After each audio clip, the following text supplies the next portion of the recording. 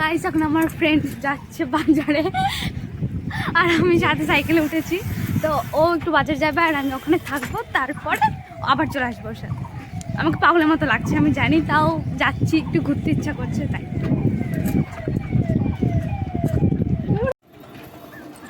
তো গাইস আমি বেশিক্ষণ দাঁড়াই নিয়ে চলে এসছে, হাঁপিয়ে গেছে। তো গাইস আমি বাড়ি চলে এসছি, তখন আমি ঘরে যাব, তারপরে তোমার সাথে কথা বলবো।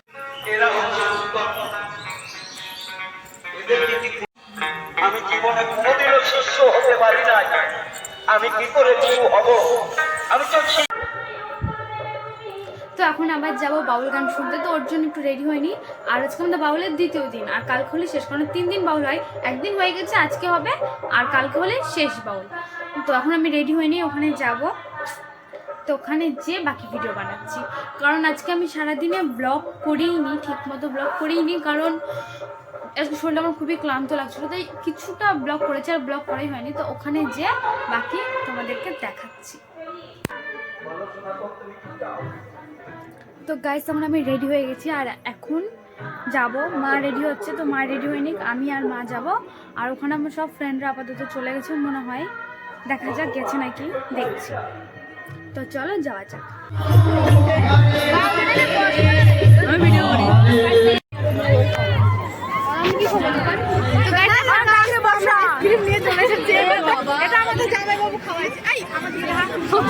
খাওয়াইছে, তো আমি অর্ধেক খেয়ে নিয়েছি ভুলবশত।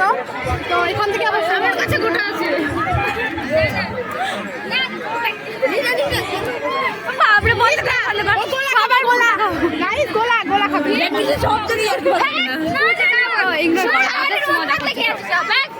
তো গাইস আমরা ওখানে গেটের সামনে আসছি, আর এখানে আমি এসে আগে ভিডিও করে দেখো লাইটিং করছে। তো এখান থেকে মেন এন্ট্রি না, ওটা আমাদের আর একটা গলি, তো আমরা ওটা দিয়ে শর্টকাটে যাই।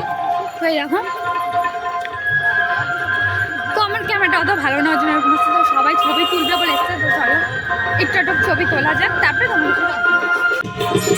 তো গাইস দেখো সবাই বাচ্চা হয়ে গেছে, কেন এই বান্ধবীরা কি কি কিনে নিচ্ছে, মুখ দেখাবে না, আর তোমরা শুনতে পাচ্ছ না, আমি বুঝতে পারছি না। তো গাইস যেটা রান্না হয়েছে ডালের সাথে, ওটা আমরা খাই না, আমি আর আমার বান্ধবী শুধু ডালটা খাচ্ছি। আর ওদিকে ওরা নিয়েছে কিছু একটা সজনা দিয়ে কিছু একটা করেছে, ওটা খায় না, ওর জন্য শুধু ডালটা আমরা খাচ্ছি। তো খেয়ে নিই, তারপর কথা বলছি। তো গাইস আমি এখন বাড়ি চলে এসেছি, আর তোমরা তো ভাবছো আমার মুখে কিছু একটা লেগে আছে, তো এটা সাবান লাগালাম আমি, কারণ ওখানে আমি মুখ ধুবো, দিয়ে আমি ফ্রেশ হয়ে চুল টুল বেঁধে ঘুমাবো। তো ফার্স্টে আমি এই ঘরে একটু তালা মারতে হবে আমাকে রান্নাঘরে, তাই এটা থাক, চল আগে মুখটা ধুয়ে নিই, তারপরে দেখাচ্ছি। এদিকে অন্ধকার হয়ে আছে পুরো কলপারে, তো মুখটা ধুয়ে নিই তারপর।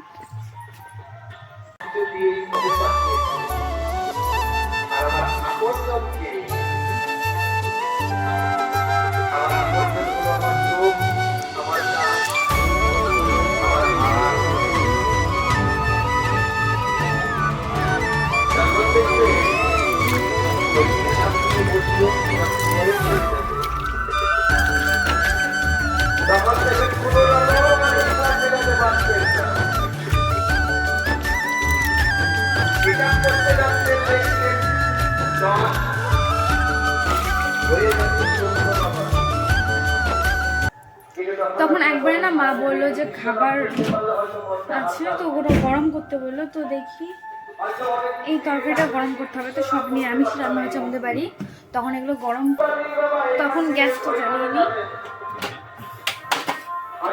যখন গরম করে আমি চুল টুল বেঁধে শুয়ে পড়বো। আর আজকে আমি ঠিক করে ব্লগ করতে পারিনি, কারণ কি করবো আমি নিজেই বুঝতে পারছি না, ফার্স্ট টাইম ব্লগ করছি, আমি কিছু বুঝতেই পারছি না আমি কি করবো না করবো।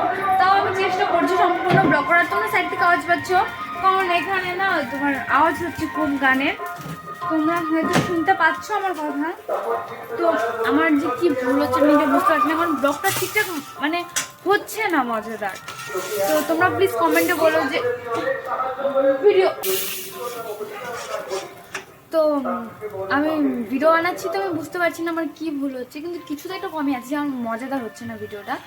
তো প্লিজ তোমরা কমেন্টে এসে বলতে হলে বলো এরকম করো ওরকম করো, তাহলে ভালো হবে।